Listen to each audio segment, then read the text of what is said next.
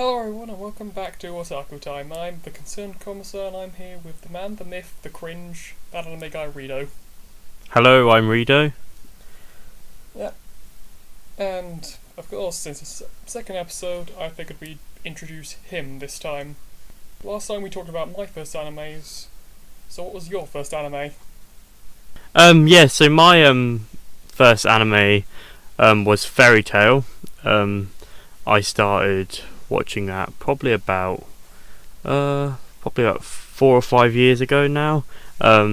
So I randomly just came across some clips on YouTube of Fairy Tail, and I think back then Funimation was showing it on their YouTube channel for free. So that's kind of how I got into anime. It's like at this point I didn't really know what anime was. I just quite liked the characters. I thought the animation style looked pretty nice, and I started watching that. I think most people who maybe watch this podcast is like probably have a mere basic understanding of Fairy Tail. Wouldn't you say you kind of have a base level understanding of it? Yeah, I understand the jokes about it, like friendship saves the day and stuff, though I haven't Yeah. really watched it. So do you kind of know like what the premise of it is? I know it's something about like elements, and you've got fire, ice, and stuff, and there's the cat Happy, but Yeah. storyline don't really know much because I haven't seen it. Yeah. Fairy Tail is one of those ones to really, say there's a storyline at the start isn't quite fair to it. I'd say the easy way to explain Fairy Tail is a world where magic is everywhere. Like, it's just a world of magic. Most people can use magic, and there's certain things, like tools you can use for those who do not have the same powers as other wizards. And there are these guilds called the guilds all over the country, and each one, obviously, one of the big guilds is Fairy Tail. And so the story mainly focuses this girl called Lucy, who, at the start of her journey, she just sees someone famous and so, oh, this is really cool, but you find out he's actually a fraud. Then he meets a fire wizard, Natsu, who is the quote-unquote main protagonist of the story. And yeah, it kind of goes from there. And because Fairy Tail, I suppose, like a lot of other shonen anime, and I mean like the big Naruto, One Piece, Bleach, it follows story arcs. So like your average other anime, for example, I guess the easiest way to explain it is to imagine Re:Zero. Like in Re:Zero you've got loads of different arcs of the story. Obviously, you've got the introduction one, then you've got the mansion. I think people call the second one the Roswell Mansion arc. Yeah. And then like the White Whale arc, and so on. Yeah. And like you got, each kind of has a main part to it, doesn't it? And yes, they're going for one thing. So like in Fairy Tail, like one of the first arcs, they go to like this island where there's this big cult who they just want you to kill the moon. It's like, and so each you have a big like villain, new characters, beat the guy, power of friendship, over. So the thing about Fairy Tail, because it was the first anime I watched, because back then it's got a lot more now, but when I started watching it had about 220 episodes or something. And so because they were on YouTube, I could binge them quite quickly, and this was before I knew better, and I would used to skip the openings and the endings before I really had any kind of idea what anime was. It's like I just wanted to get onto the next episode. And yeah, that's kind of how it started for me, really, because Fairy Tail, Fairy Tail is an interesting one, because Fairy Tail can be very stupid in some ways with the memes, as you said, about friendship, and it's not sometimes the most original of concepts, but when it does battles really well. So I feel like a lot of people did get into anime with Fairy Tail, because it's like I won't say modern day gateway to anime, because obviously there's a lot newer ones out. Like I could name 5 off the top of my head. Like you've got My Hero Academia, you've got Demon Slayer, you've got Jujutsu Kaisen at the moment. That's You've the got all basketball these. one. No, no, that's the one about the demons. The one that recently came out. You're thinking of Kuroko no Basket. Yeah. Or whatever it is, yeah. That's one, yeah, like, Jujutsu Kaisen, it's like, have you, I'm trying to think of an anime, what is Jujutsu Kaisen's like. Because it's basically, kids go, like, there's a normal guy called, what's his name? Yuji, is it? Yuto or something? Oh, I'm gonna get trash for forgetting his name. And basically he's a really good kid, but he's quite strong, quite agile, athletic, but he's not in these clubs. And one day he goes to an occult club, and like they find this like artifact, like a dead finger, and then he discovers that there's all like supernatural, I suppose you could call yokai like things, and he eats the finger and he gets possessed by a demon who tries to take over his body. And so it's quite an interesting, it's probably one of the better shonens we've had in modern day, but yeah, it's an interesting premise. It's only like 24 episodes as well. I think he's getting a season 2 and a movie, but pretty popular of a modern day. An anime with an evil split personality. I haven't seen one of those in a while. Oh yes, definitely. I won't say it's the most original, but it's like a lot of people kind of compare it to a lot of other shonens. For example, like one of the big memes of it is there's this the teacher kind of sensei kind of character. It's like you know the character I cosplayed Yeah. last The guy Norcon. from Naruto. The guy from Naruto, Kakashi, he has the thing over his face, right? In this one, you might have seen like images of him. He's got like a blindfold over his his eyes instead, which he always wears. Over both of his eyes. Yeah, both of his eyes, like a blindfold. Okay, so from my knowledge of anime, I'm assuming he either is doing it because he thinks he makes it look cool, or he has some like super cool demon eyes. I can see. Oh yes, it's definitely the second. I don't think it's a spoiler to say that. Or I was going to say, or third, he is actually blind and is like super good at hearing. He can echolocate.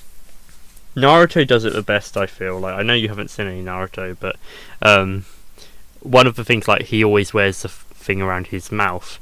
But one of the best things about it is like they do a whole filler episode of like the main cast trying to discover what's under his face, and so they try all these things and they finally take it off, and he's just wearing another mask underneath, just to keep up that secret.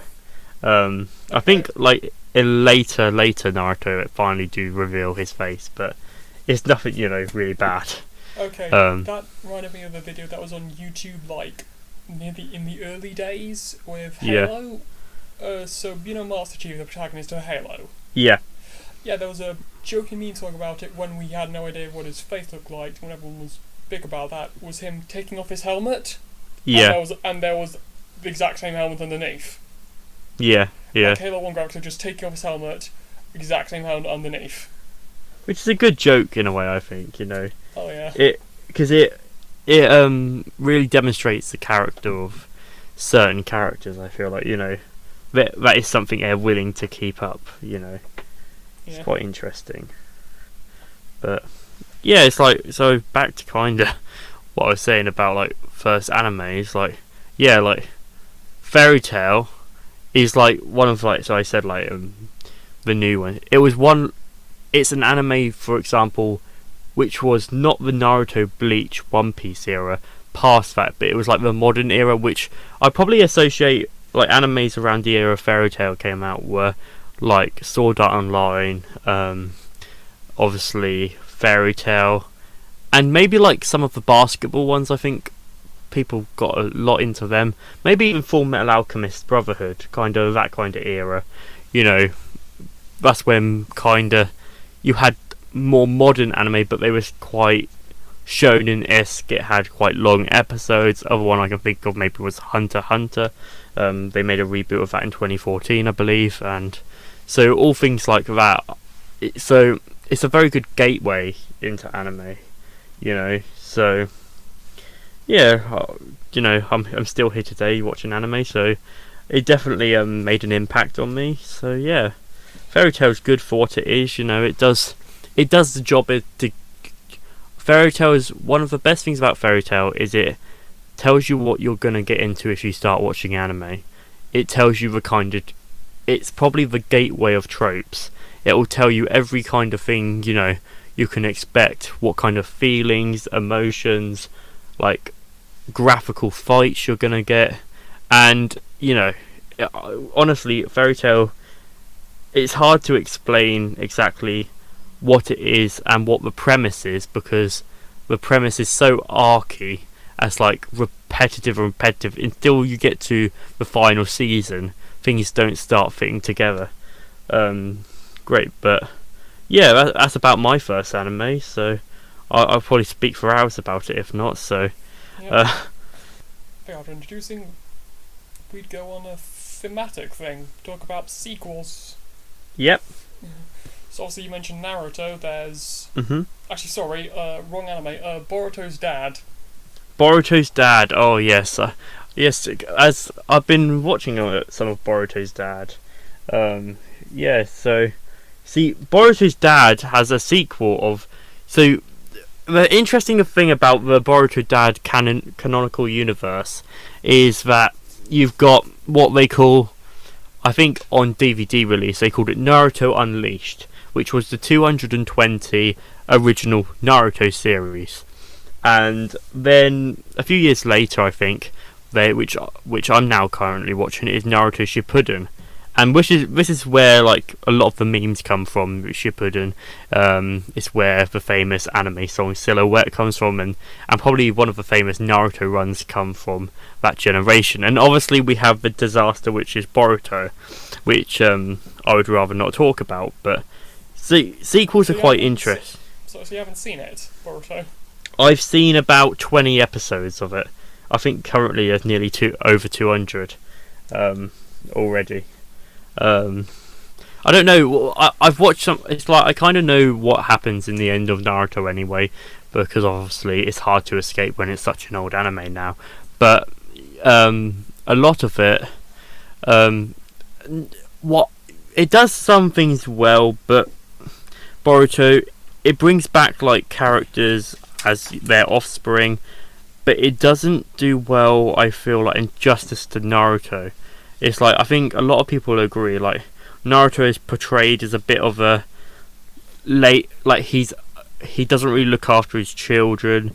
He's so busy, which you can understand because the title he has a lot of, but it just feels like everything he went through wasn't really worth it, because now he's just in a dead-end job, is what it feels like when it's not. But no, Boruto does have some good action, but for me it took a while to get going, and I just picked up other anime, to be honest, and never really continued with it. I think a lot of people done the same, to be honest. So it's kind of similar to Harry Potter and the Cursed Child and how it's received.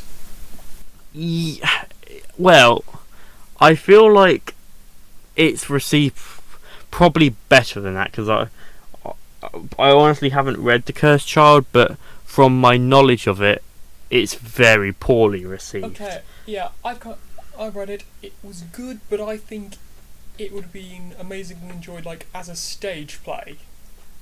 Wasn't it written for a stage play, though? Yeah, but I mean, it's obviously the script, but I think... Yeah. Obviously, this was not an intended way of viewing it, the book. Yeah. Obviously, the script. You know, almost like it was they didn't expect it to be that popular. Yeah. Going to another thing, like Shakespeare things, you know, you could... a Shakespeare script, I wouldn't know why you read that for fun, but you still probably get similar experience to... Yeah, makes sense. I wouldn't say it's probably the same as that, but sorry. Yeah, I get the point. But I would say Boruto is more like, because it's a canon spin-off while being a sequel at the same time. Because Boruto originally was just a movie to end Naruto.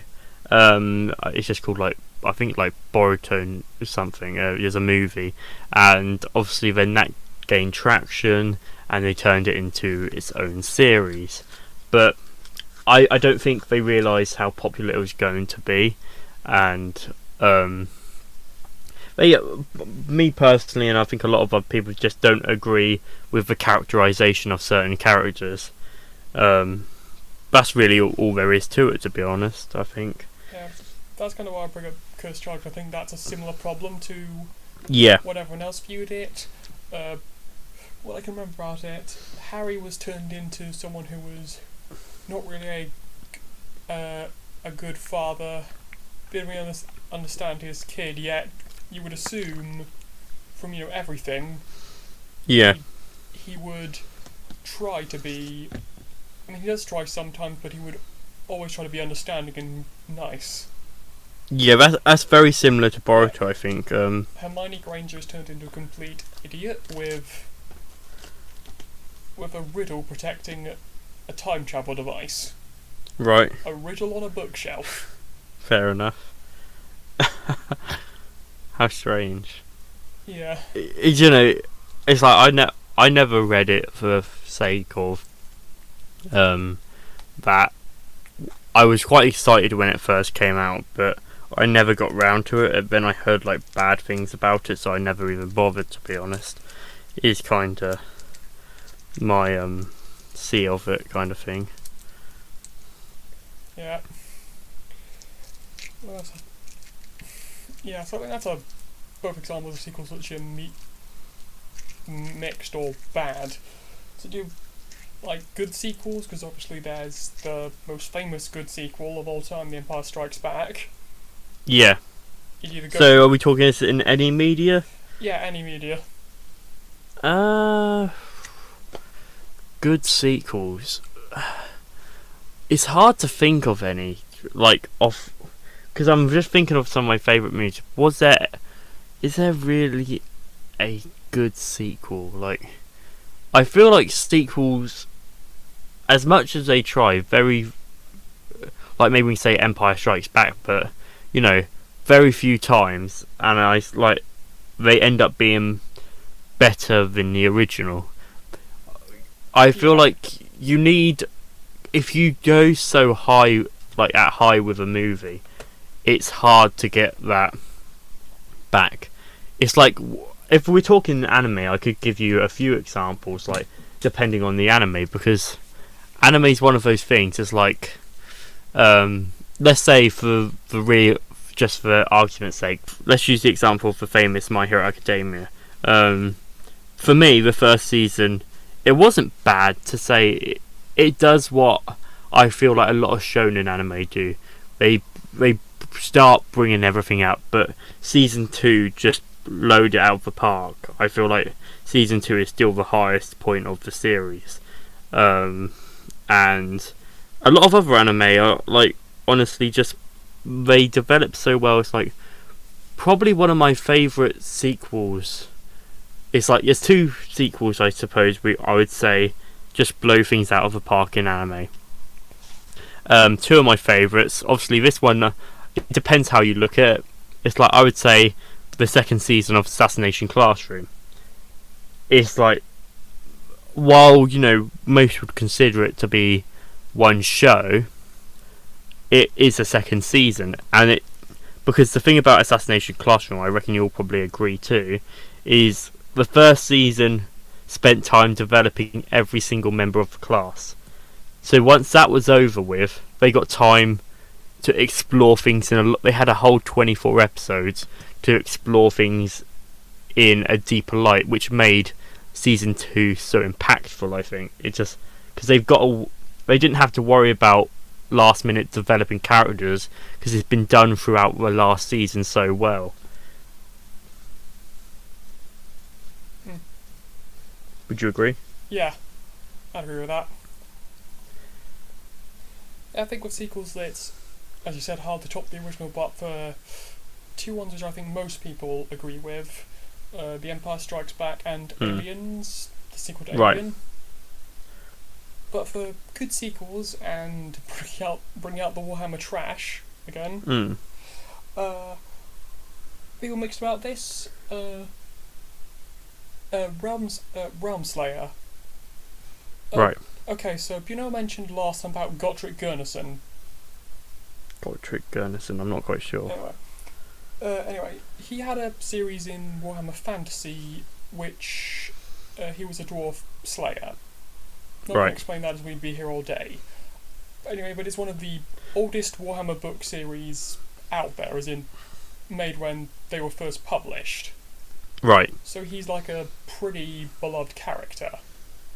Yeah. And then when Warhammer Fantasy turned into Age of Sigmar, he was ported over, I think 2018, 2017 or something. Yeah. With Realm Slayer. Now, Age of Sigmar has its ups and downs, but I think that was a pretty good sequel, as it gave him a new setting, and continued on his story. Yeah. Also got... I think that's the good things about sequels, though, isn't it? Yeah. Because it really depends what kind of sequel you're making, because I feel like the sequels what work the best are those which do build on a character, they take the groundwork, then just throw it out of the park. It's like, I find with a lot of movie sequels, the problem is, they'll do all the character building, and let's say, for example, I don't know, trying to think of a movie. Alright. It's like, I don't know. It's hard to think of specific movies, but if you know what I mean, it just the doesn't. The development will change and not make any sense. Yeah, exactly. No, to carry on with sad stuff again, it carries on his goal from the last time. And though one point I do have with it is, getting in the series he had a companion, Felix, who was a human. Yeah. And that's part of his goals in this series, trying to find him. Right. Yeah. So is it kind of continuing on from that then? Well, kind of similar.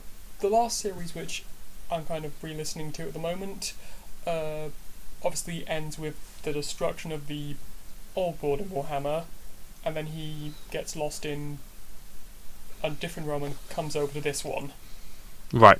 And you could technically argue it is an isekai, because he's trying to learning about this whole new world and stuff. Yeah.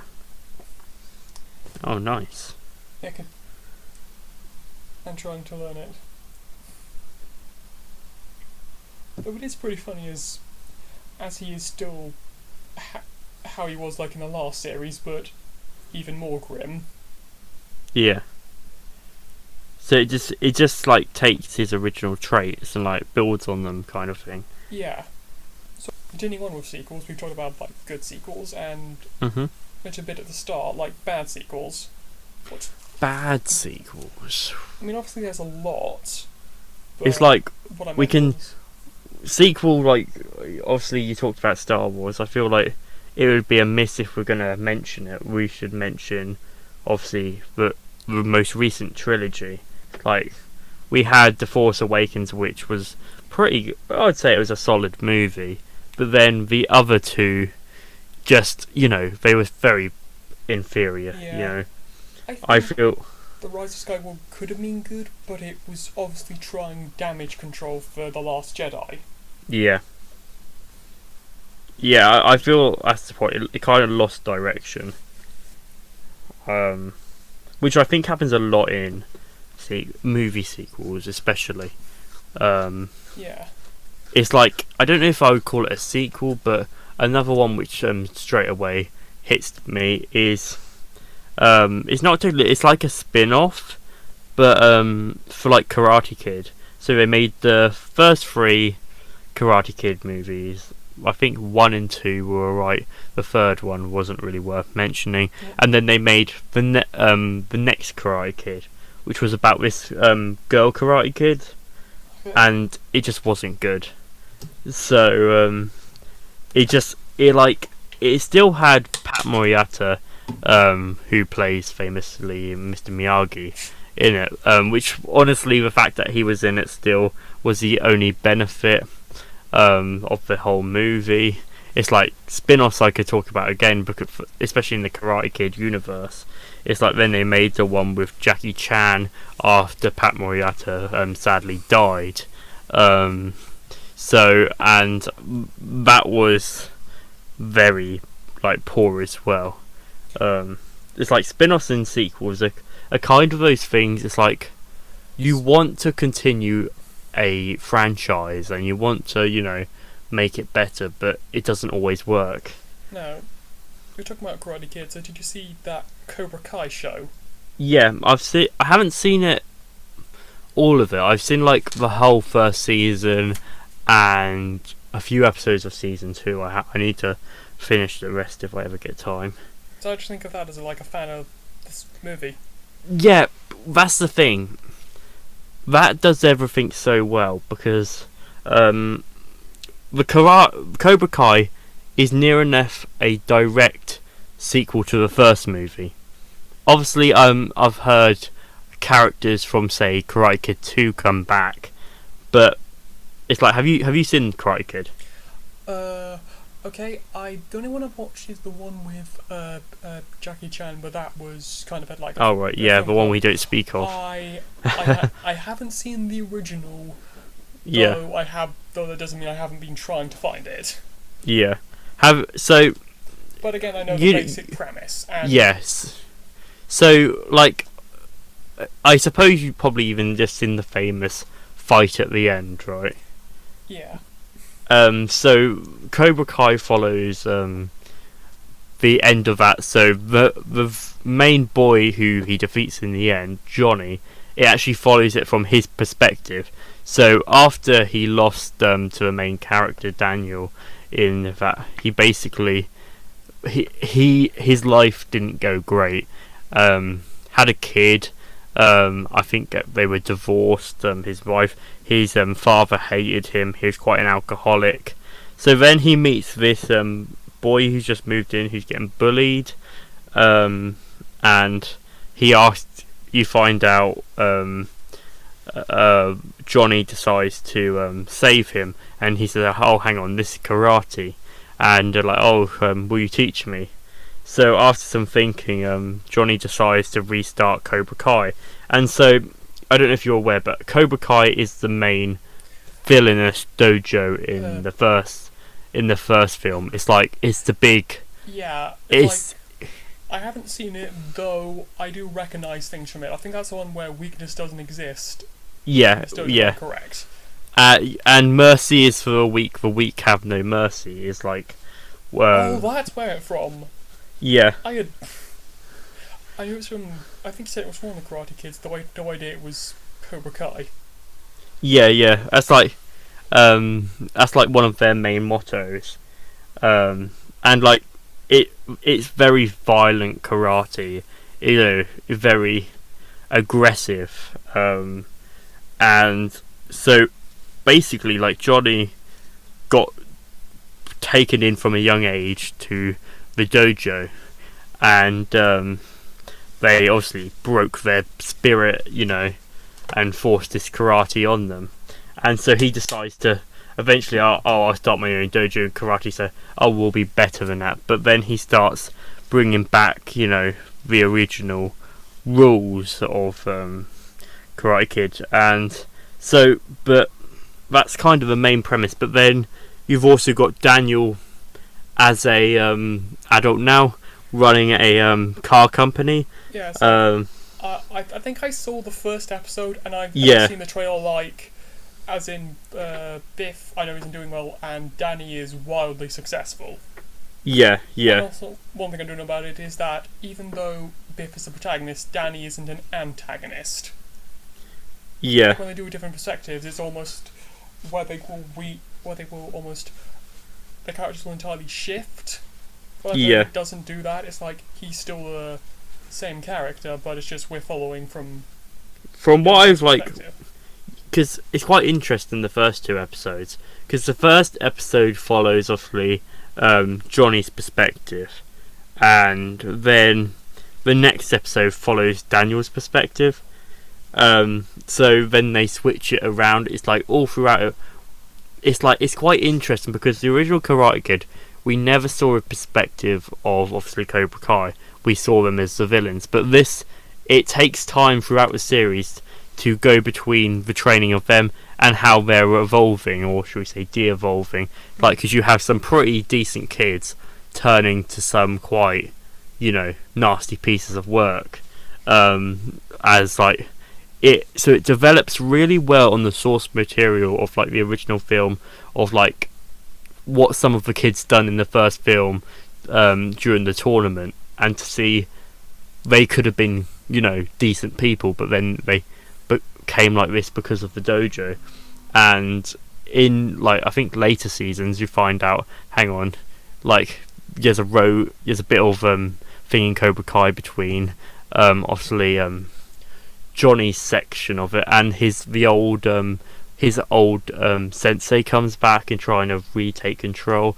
I haven't got that far into it really, but yeah. So honestly, it's what you can do. It's what you do to bring back a series so well, because it's got near enough all of the original cast in it. Johnny and Daniel's actors are the same ones who played them when when the original one came out in 1984. It's the two main casts, so it really shows how dedicated they were to the franchise, which I think is really good, to be honest.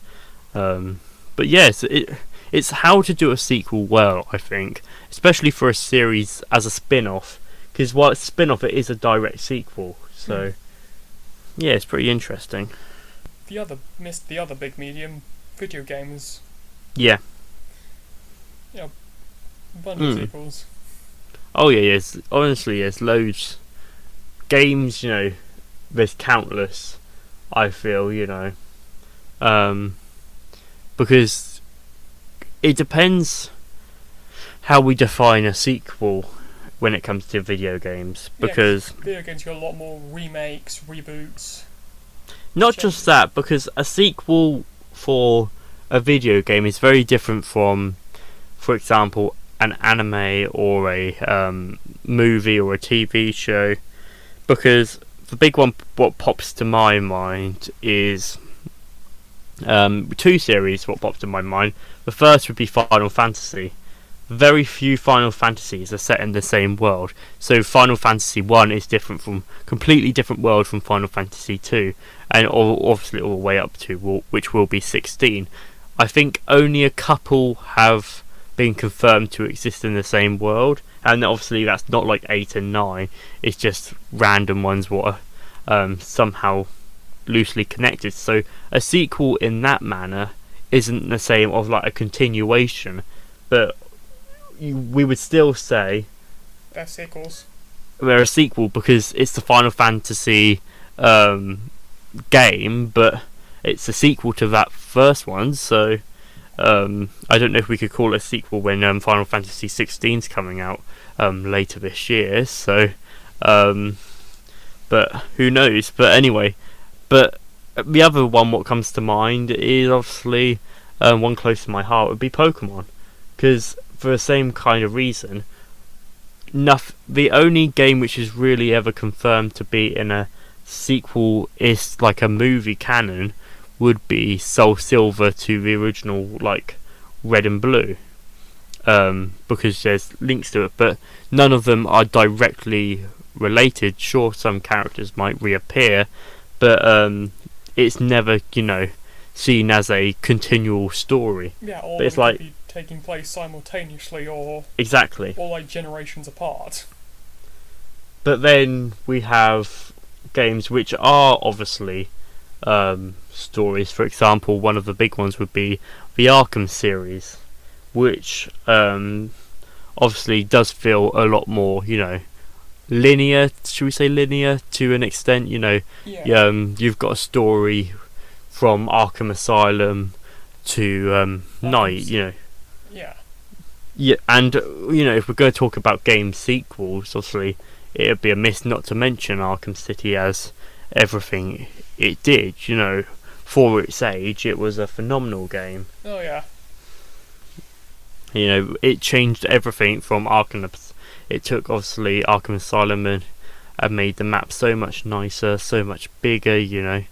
It just done so much right. Yeah.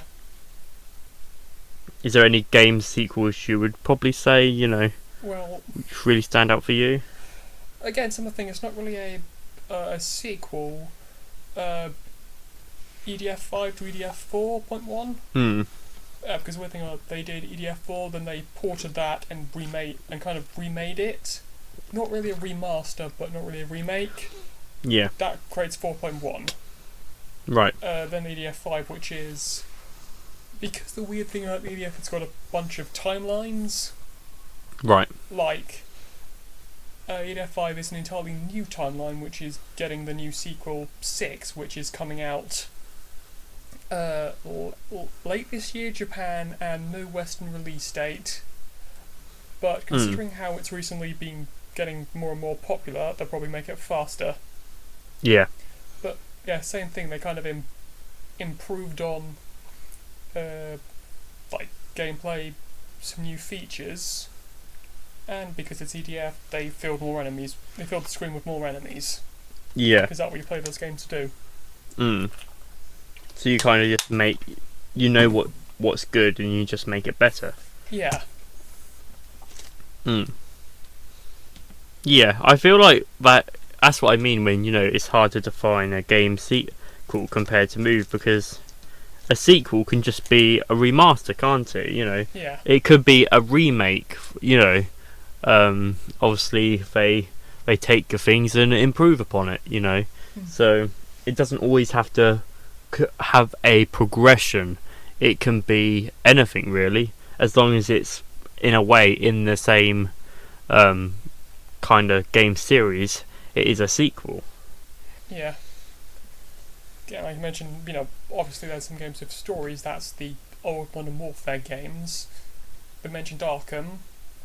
Yep. The Gears of War series. Mm-hmm. And obviously, since I mentioned EDF, there's 6 coming out, and then there is EDF 1 Giant Monsters Attack, which I think is getting ported to Switch soon. Right, but interesting. I haven't played that. Yeah. But again, one thing about EDF is that is a remake of Monster Attack, which is the very first EDF game that ever came out. Right.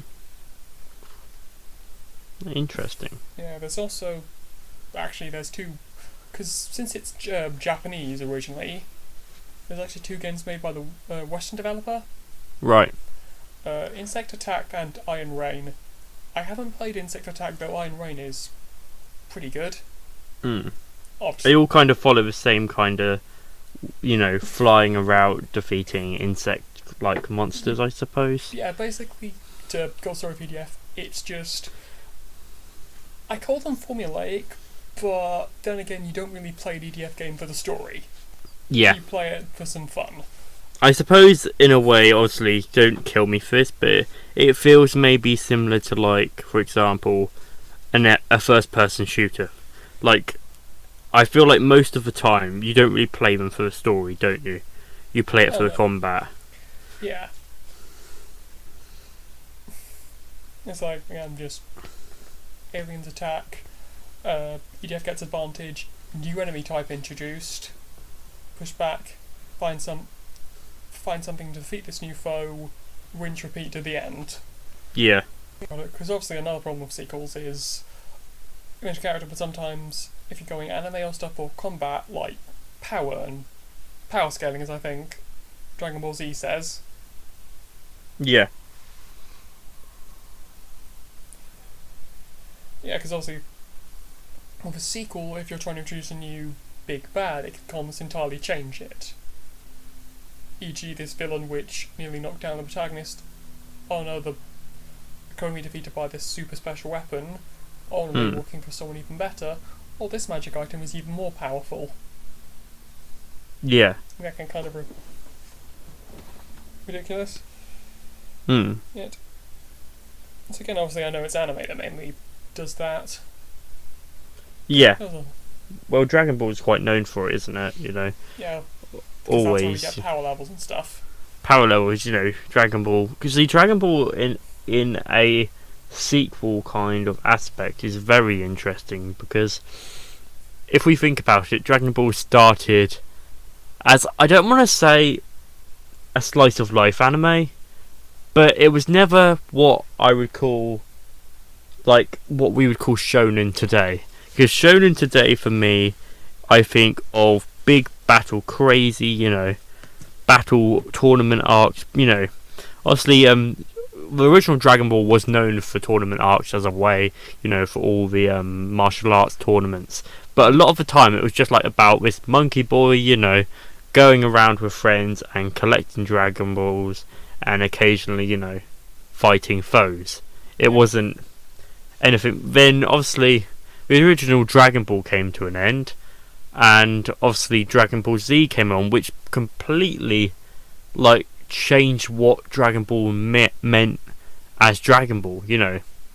It's like, because it's near enough, you couldn't, you can see it as a direct sequel, but it's hard to, if you know what I mean, because it's so different in the way the episodes go. It's like Dragon Ball Z definitely has its light-hearted moments, but Dragon Ball was a lot more light-hearted, there's countless scenes, it's not a serious anime. And I think they brought back a few of the light-hearted moments in Super, because, like, Dragon Ball Z, for me, most of the time, it was meant to be quite serious, the kind of threats they were facing were quite, and they, especially like Frieza, you had Genocide, you had Cell, you had all these kind. Yep. Who's that again?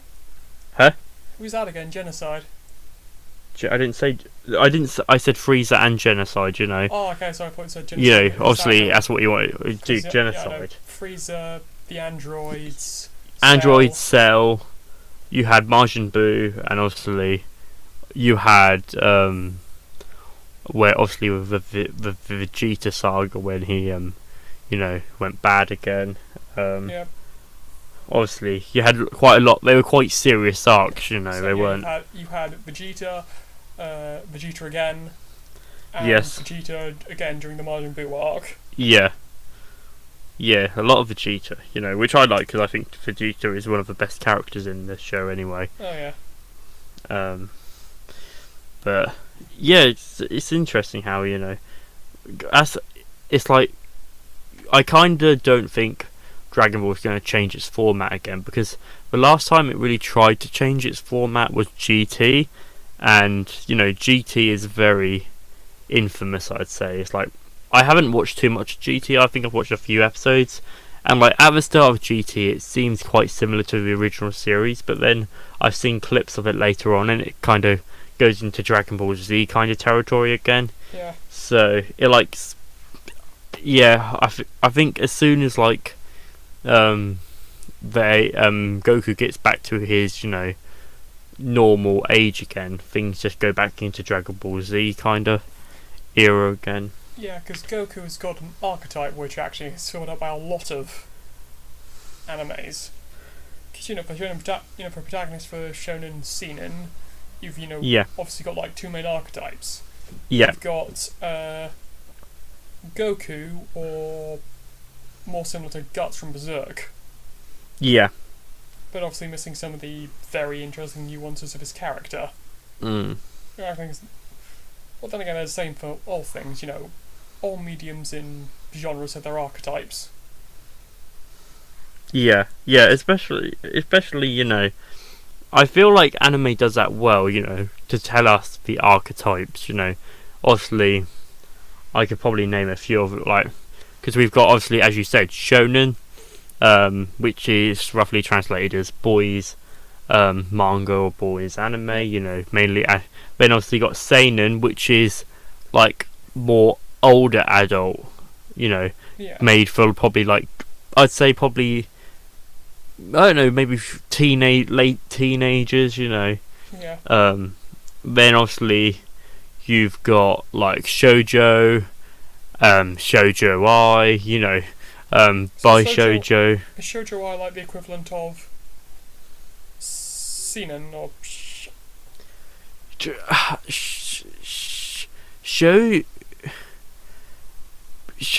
Ai, or is it Shonen Ai? I think it's called, and I think that's like it's aimed for girls, but it's like a more adult themes. Okay. And by Shoujo again, it's kind of a similar thing. It's like a bit older for girls. Maybe obviously boys can enjoy it too, but it's more aimed at girls' audience and but yeah, it's like obviously then you've got like horror, you've got isekai. Feels like genres are adding every day now, because especially if you look on like an anime site, like a few years ago it might have been just split into shonen, shoujo, maybe horror, crime, thriller, just the kind of categories you'd expect from a movie, sci-fi, that. But now it seems like it's like isekai is now its own genre. Never before it would have been classed as a genre. It's like, because the whole isekai thing, how it blew up, it made its own genre, Yeah. Because how many there are now. It's always been an idea, but nothing but anime has done it so well. So yeah, it's interesting, I'd say. Yeah. I'm trying to think of other archetypes, because I think they have like names and like the dairies we talked about last time. Yeah.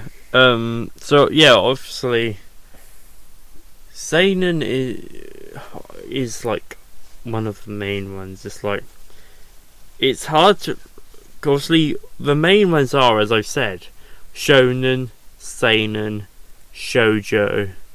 Obviously, we can also add like Yuri and Yaoi to the list. But they kind of split into like the shonen ai and kind of like bishoujo kind of tags as well. Like obviously there's horror.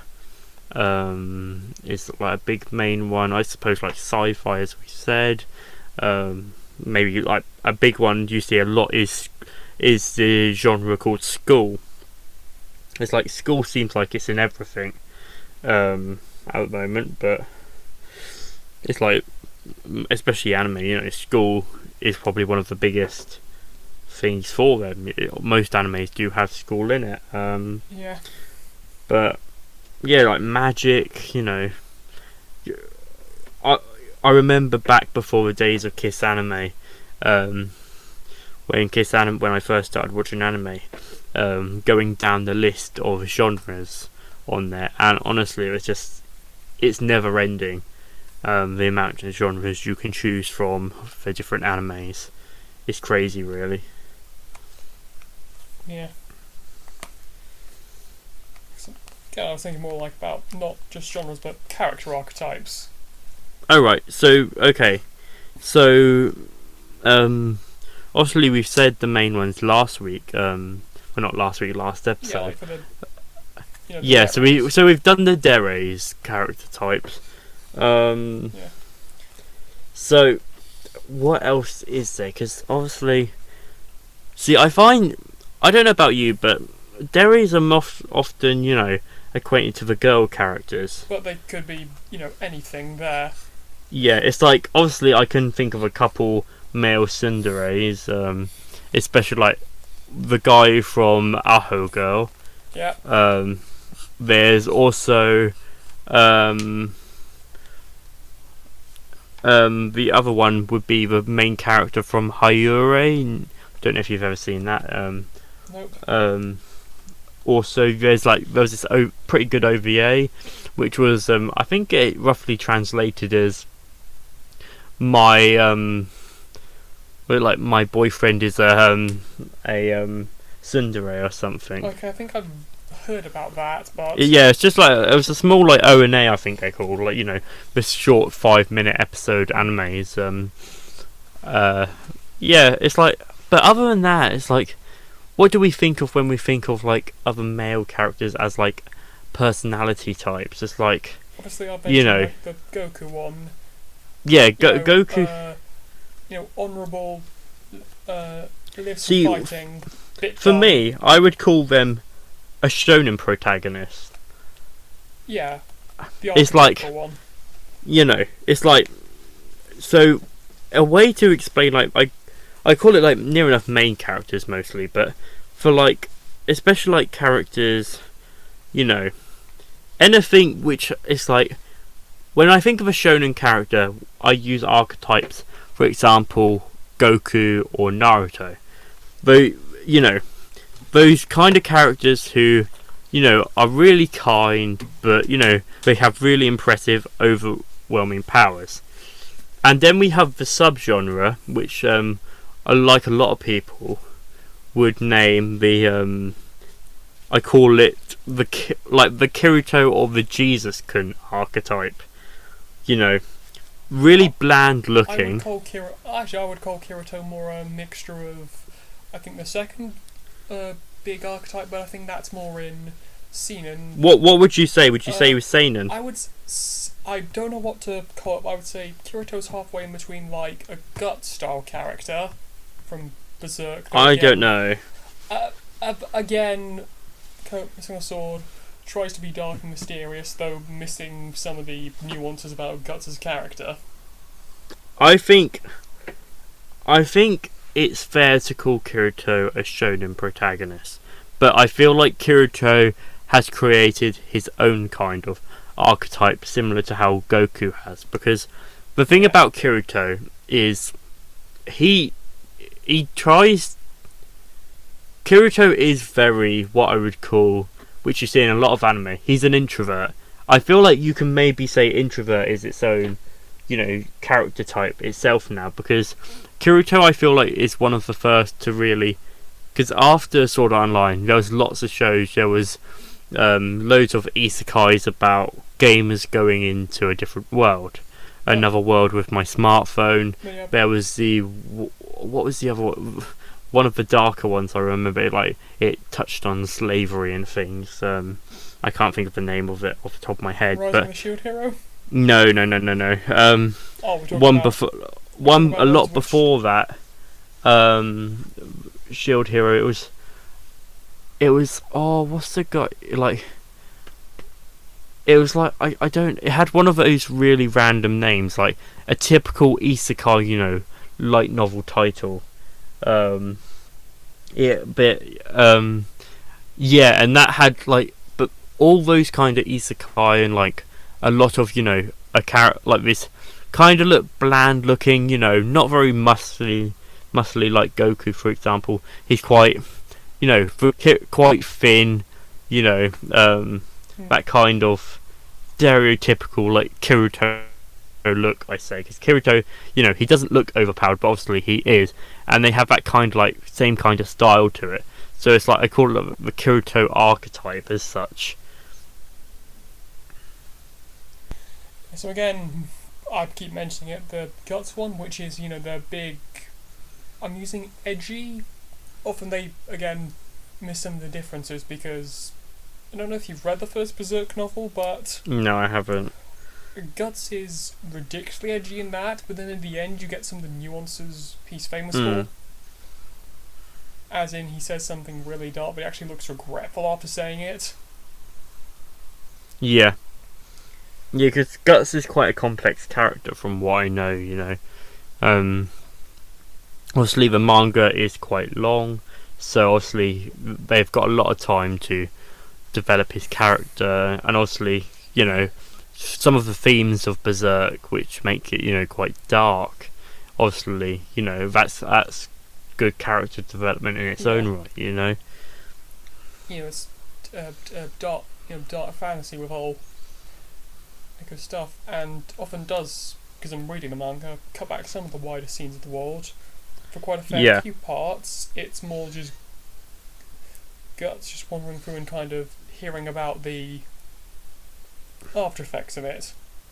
Part of me, it feels like parts of like The Witcher, as in being detached from the main conflict and just wandering through areas. Yeah. Which is quite interesting, you know.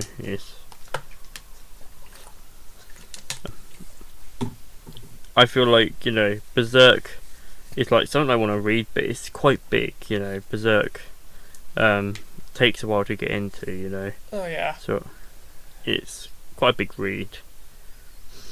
And so, I mean, you've got the numerous arcs. You've got, as in the first one, you've got the Band of the Hawk, the Lost Children, and all that stuff.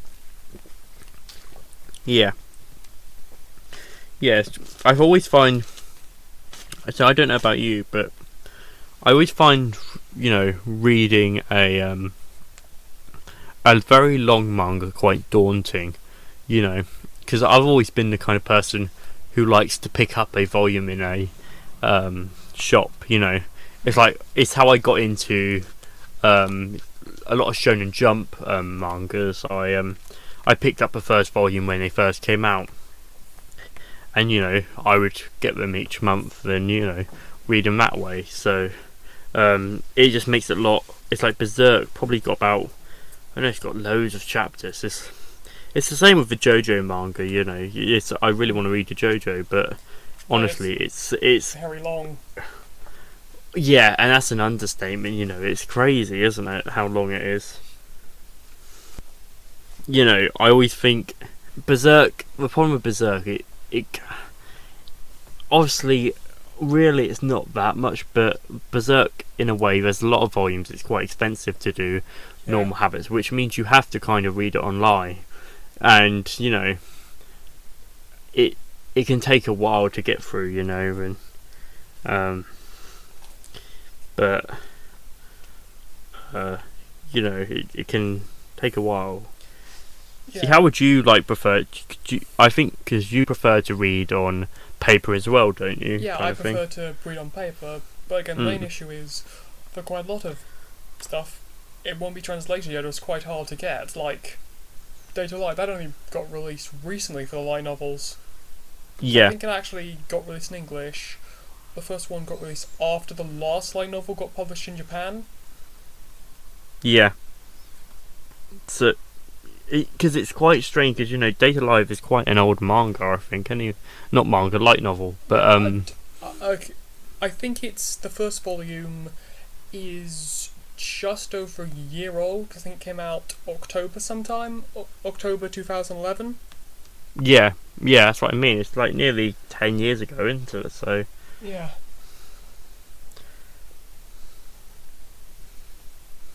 So you know, it really depends. There's so many mangas are like, I really wish I'd released a light novel for it. You know, the big one I've always wanted to read is the Eccentric Family. Obviously one of my favourite animes, but it has got a light novel. I don't think there's that many volumes, but because the thing about the Eccentric Family is it's quite unknown. It doesn't have a raging fan base. I'd probably say I think it's quite popular in Japan only, so it doesn't really have the overall Western appeal, which, for example, shall we say Data Live done, and especially Data Live. It was a few years before the first season of the anime came out anyway, wasn't it? I think it was probably about 2014, 2015 when the first season came out. Yeah. So it took about a solid years to even really get Data Live pumping, and the fan base really going. So again, it's weird. Some things will be released in English. Some others, like that series I like, the Metro series. Those books are in English. When I think I also got, though some of the stuff is in English, some of it isn't.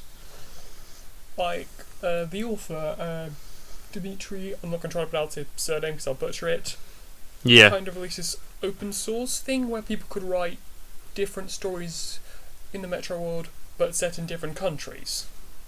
yeah, So like a lot of them are Eastern European, but there's one in Italy which the author has actually said it is one of his favourites.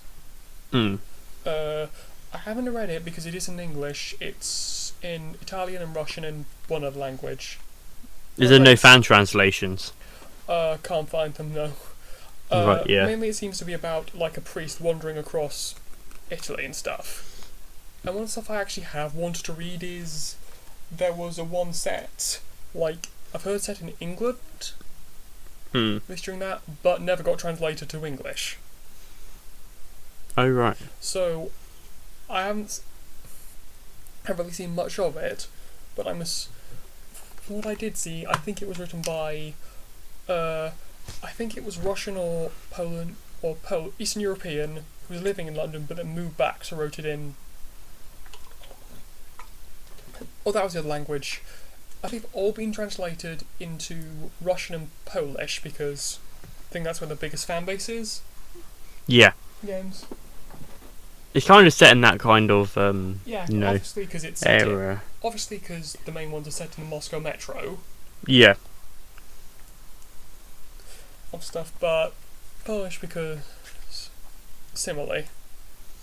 I think that's a bit weird, the one I think are not being released in there. Yeah, it's strange, isn't it, you know? Since we talked about archetypes, like, obviously, not archetypes for characters, but, like, places. Like in Isekai and fantasy and stuff, you know, you can have a European-style kingdom. You know... Yeah, I get... Mongol. So... for European, like, would you say for, like, Kingdom Way, maybe, like, the Seven Deadly Sins Kingdom, you know? Oh, yeah, that's, you know, Britannia, obviously. Britannia, yeah. Britain stuff. Talking about, like, I see, like, isekais and stuff, people do this, like, you've obviously got them, like, to go what I mean is, use Genshin Impact, that's actually got some of the best things. You've got European Kingdom, once that, the Chinese one. Then there's that Eastern one they just released, isn't there? Yeah, Inazuma, which actually has to be one of my favourite styles of, like, Japanese fantasy kingdom I've seen.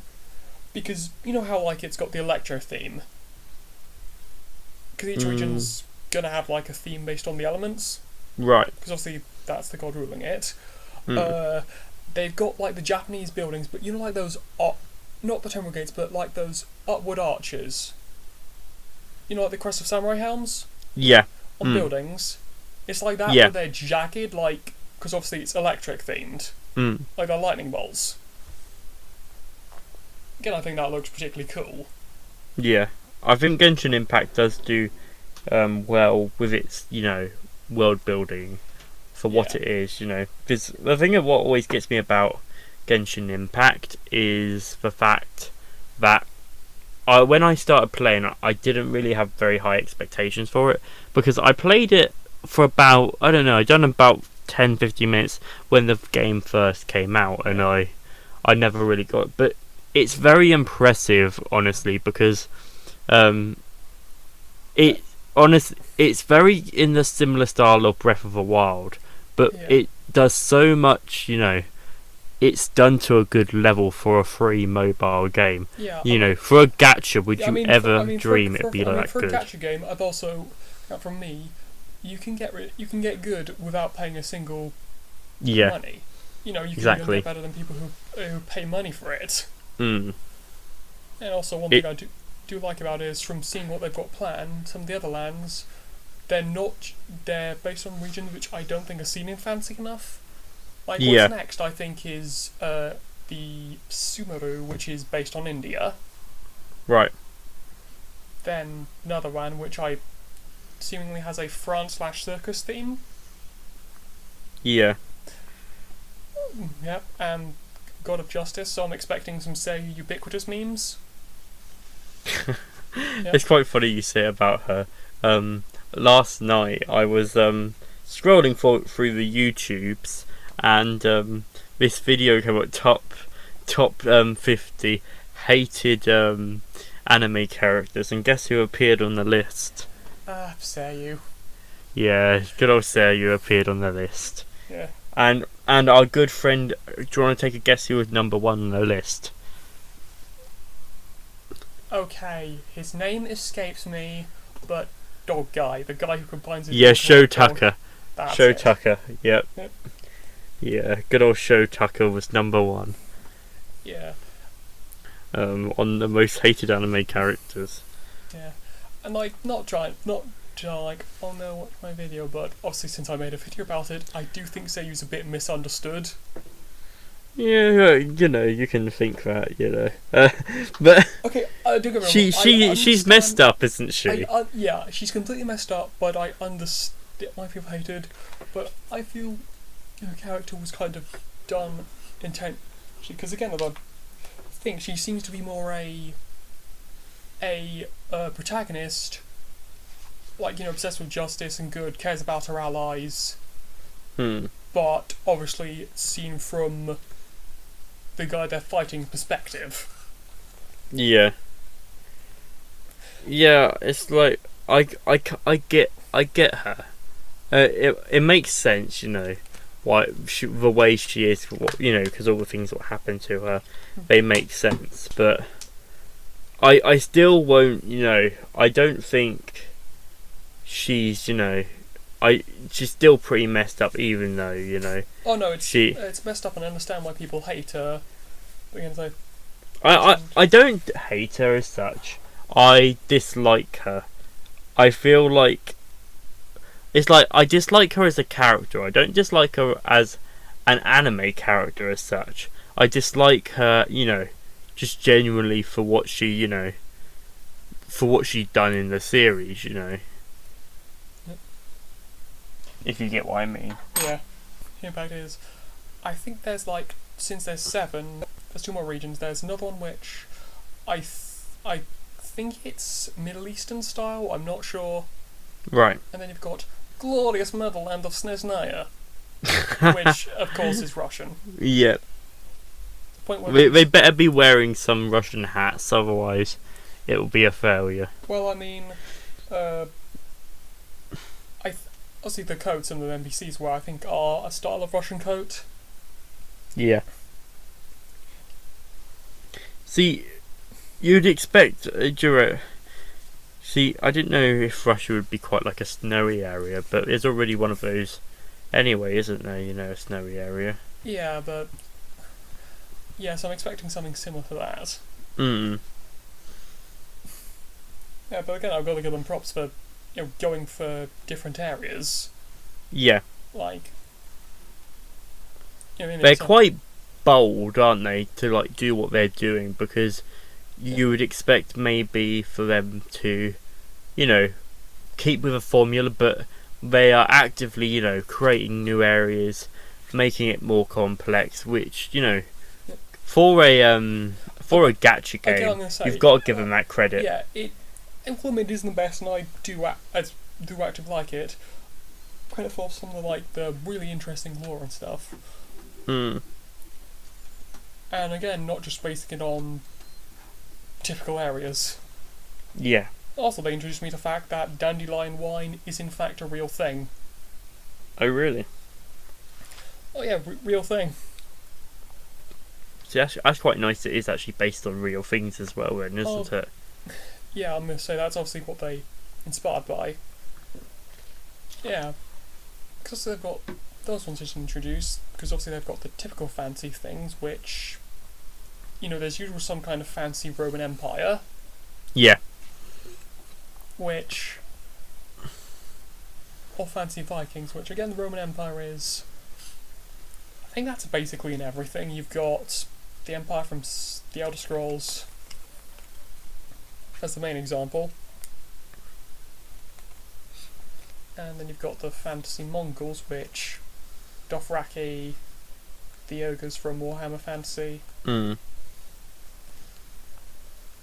Do you have any other fantasy archetypes for regions you know about? I forgot. Fair to mention. See, the thing is, isekai, especially isekai, world archetypes are very similar, aren't they? They always follow one of the ones you've really spoke about. They either choose Middle Eastern, very much Eastern, or a mix between East and West. The only other isekai, in a way, isekai archetype, it's like it's not really isekai, but it is isekai. Well, let's just not worry about isekai for a moment. It's like it's the sci-fi, well, the world of I call it like a world of the future. So ones which come to the top of my head are like a lot of typical harem-esque worlds, like I think like Asterisk War, like those kind of. They live in like science, very sci-fi-esque, worlds run on digital, Oh yeah. things like technology based. It's not really a terrain as such, but they live in like cities and worlds where technology has so advanced the state of living. Yeah. I feel that's like the only other archetype I really ever think of. Obviously, a lot of them are the same. Like obviously you've got certain shows. Maybe we can say like Cowboy Bebop, for example. You have quite gritty terrain, which over, and you obviously have space traveling Cowboy Bebop too, but Oh yeah. quite the gritty, desolate kind of spaces in that, Yeah. Well, kind of on sci-fi. Sci-fi also has its like own archetypes, but not just for like character and stuff. Mm. Sorry, we've obviously got like got the Star Trek style future, which is quite hopeful, all the way down to, obviously to bring it up again, Warhammer 40k, which is where the term grimdark came from. Yeah. Well, so I think that's kind of one of the best examples of grimdark, because I think sometimes you need to balance a line with grimdark, Mm. in the fact that with grimdark, you can make the word grim, but because most people don't like reading about like where there is no hope, because again that's the point of grimdark, Mm. you've got to make it ridiculous. I don't know if you need to make it ridiculous, because I while it's very controversial, I still feel like Goblin Slayer, is one of the most realistic animes I have seen in some time. Oh god. You know, Yeah, I fully admit it. I like that one, but continue on. because I wouldn't say Goblin Slayer. It has to be a bit silly, because there's not a single thing in that anime which I feel like you couldn't say, hang on, I could see this happening if this was the world we were living. Yeah, by ridiculousness was not off the top, but whether it be like really gory scenes, I kind of get some grimdark can be stuff. It's just I prefer some kind of level of ridiculous in it to get some kind of, not to make it too overly edgy and grim. Mm. Also, because I mentioned it, Warhammer 40,000. One of my favourite comments of this is one of the humanity's like main ground force, the Guard, have this book, the Imperial Infantryman's Uplifting Primer, and there's a page in it saying, "Do not mark on this page under penalty of death." Mm. But because so many people were forging it, they put a smudge on that page.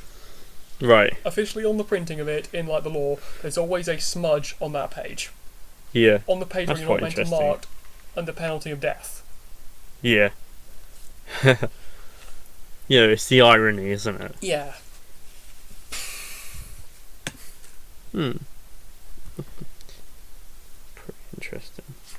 Yeah, but then again, for much grimdark, See, it's like you were saying about edgy, and like that fine line. It's like yeah, I find that as something in everything, because there's a big problem of being dark for the sake of dark. Certain ones to say, oh, we're gonna do this for effects, but see, very rarely does it ever come off not being edgy, doesn't it? It's like that's why I think it's very special when you can do something to a realistic tone of darkness without it being hang on, this is just ridiculous, you're just doing it to make it dark. Yeah, so the way I handle dark things when I'm trying to create something is, but then create some kind of thing for people to enjoy. Mm. Like, obviously making Dark World, like, put in some festivals, something, maybe people celebrate, maybe a world where there's sun, like the sun comes up every, like, 50 hours or something. Yeah. Or maybe every week, once every day, once every week. Make that into a huge festival for people. Mhm. Yeah. Yeah. Yeah. Just to say it's not utterly hopeless, you know. Yeah. See, it's like I personally don't have a problem with creating a world which is utterly hopeless. You know, I feel like that is. I think it's quite an interesting idea personally. You know, I don't think a lot of anime show it, but I think it's quite interesting to show a world which, you know, there is no hope. You know, Yeah. I think that's quite an interesting idea, which I feel like the only anime I've really heard of what kind of does that is Berserk, isn't it? You know. Yeah, with Berserk, I would say it's mixed. I would say, because again, Grimdark, I think that is the trope name for it, where, e.g., everything Grimdark, and like the point of no return has kind of passed. Yeah. So I would say it's kind of. I would say it is Grimdark, but not entirely. Right. As seemingly there is some hope, no matter how faint. Yeah. I feel like, see, that's the thing, because sometimes, you know, just saying that the world is complete darkness, you know, the dark has taken over, but a single light can cure it all. You know, I feel like that's quite common nowadays, isn't it? You know, Yeah. especially like, you know, all hope is lost, but a young boy comes along with his little sword and cleanses the darkness. You know, but kind of one thing I always find hilarious about overthrowing evil empires. What's going to happen afterwards? No, you're just going to have the three kids and their friends, you know, make a better world. Everything will be fine. As long as they believe in their friends and the power with their friendship, everything will be fine. That's how the world works. Yeah. I think there's one other main sci-fi trope, which, aside from actually two more, obviously the more Star Wars themed one, which I think sci-fi fantasy. Right. Yep. Yeah, and then there's, again, I don't really think it has a name, but sci-fi western. I think some of Cowboy Bebop covers that. Yeah. So Cowboy Bebop is very, you know, sci-fi western if it's a thing, you know. Yeah. It blends like a western style, you know, very, you know, cowboy. Yeah. And because like bebop, while you know it is a form of music, I believe bebop, isn't it? You know, but I don't know. I think so. I think that's like, but the bebop is obviously the ship, or in the show, is the bebop. But so like it's something apart from Cowboy Bebop, which is very rarely ever been, you know, done, because I think a lot of people fear doing it because obviously how well Cowboy Bebop done it. Yeah, so I know two examples. Right. They're actually kind of similar to the point where one of them, they're The Outer Worlds and Firefly. Right. Because both of them got kind of like a Western style theme to them. Out on the frontier and stuff. And Firefly is obviously, I think, the most famous one over here. And Outer Worlds is similar to that. That's the game, isn't it? Outer Worlds. In fact, that even throws in some references to Firefly. Point where one of the DLCs is very similar to Serenity, with not the ship. Firefly. There's the Serenity movie, which is kind of a movie because famously it got cancelled and stuff. The first DLC of the Outer Worlds is very similar to that plot. Right. That's quite interesting, then. Yeah. And then I think finally we could obviously talk about sci-fi fantasy, Star Wars and stuff. Yeah. Putting magic and stuff in a sci-fi setting. Yeah, you know, I feel like since Star Wars came out, I feel like it's become commonplace to an extent now, hasn't it? Yeah. For a lot of sci-fi, to have like kind of mystical, or even to say, like, I don't want to say magical to kind of bring it into fantasy, but a kind of like alien like magic kind of style. Yeah. Obviously, I feel like it's quite common now, in all mediums as such. Oh yeah. Like, you're hating me because I'm bringing this up a lot, but Warhammer's the only one I know which brings it in Your properly. Warhammer trash. so, yeah, because they've got like its own magic system. I call it magic. That can draw from powers to create psychic powers or magic. And then you've got the other. Actually, I think because there are two ways of doing like magic and sci-fi. You've got drawing from something else, like Mass Effect actually has something very similar called biotics, which it's stupidly ridiculous and fun how they explain it. Like they kind of harness mental powers, kind of like then there's something to do with black hole. I can't precisely remember how it works, but basically they're space wizards. Yeah. Which is an archetype in itself now, I feel, isn't it? The idea of space wizards, Yeah. And I think you've got the other one, which I don't know about this, but it's even in Doctor Who. This one. It's like a science so advanced to anyone less advanced, it's basically magic. Yeah, interesting, isn't it? Oh yeah. Do